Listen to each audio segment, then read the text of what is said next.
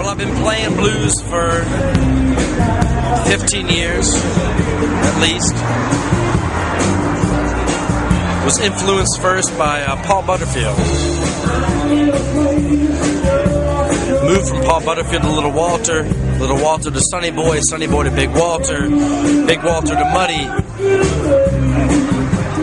All the greats. And then, when I was about 19 years old, I was here at the Northside Tavern on a break from school, and I saw Sean Costello play. And he was about maybe 17 at the time. And that turned my whole world around because I knew that there was people my age that were doing this. And since then, we were best friends. And obviously, he's not here anymore, so there's that.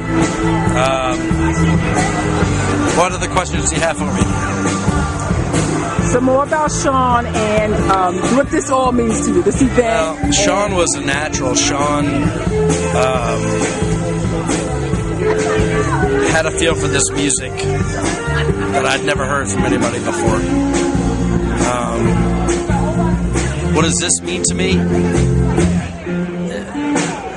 That's a hard question. You know, I'm here celebrating my best friend who's no longer here. So, on the positive note, it's beautiful that we're all here playing music in Sean's honor. On a negative note, Sean's not here. So, that's hard every year. Okay, is there anything else you'd like to add to this? No. Okay, thank you very much. Thank you. It's been a pleasure. Thank you. Okay, I met Sean probably back in 1994. We was both coming up about the same time. We were both underage, so we had to work at Fat Mass Rib Shack. We'd sneak in our own booze. I really dug what he was doing. He was clearing the line between rock and roll and blues, and he was doing it right. He was digging deep into the old school shit. Sorry. Playing basically things from people everyone had heard of, but not the traditional classics that everyone knows. He'd let you know that O.V. Wright did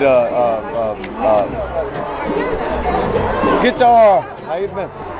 You know, O.V. Wright wrote some for Otis Redding, things like that. Robert Ward.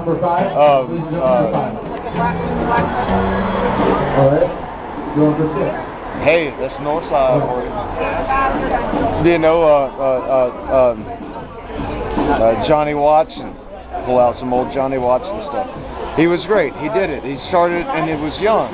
His playing style is much more mature than his age, and I love him to death for that.